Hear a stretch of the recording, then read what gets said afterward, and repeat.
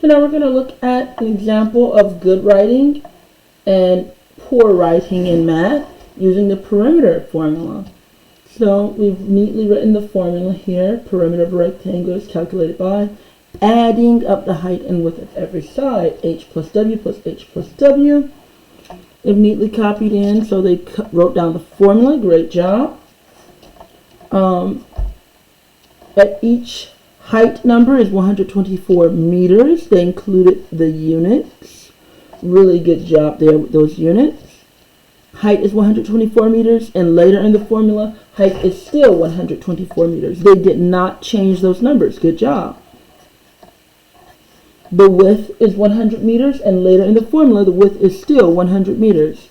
Good job there.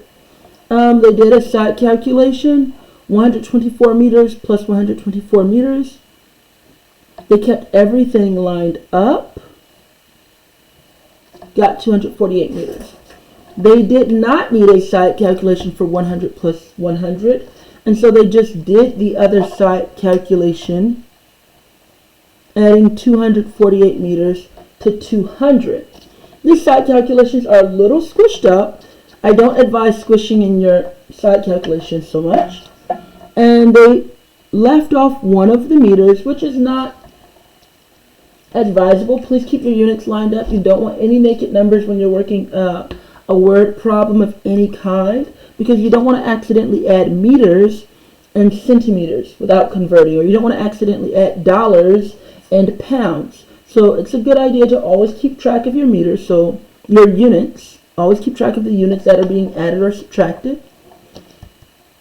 And so their side calculations are here, but they could have done a better job with their side calculation. But they did come and put the final answer here with the correct unit. Okay. Here we had to calculate the perimeter of a rectangle. They wrote the formula. Great.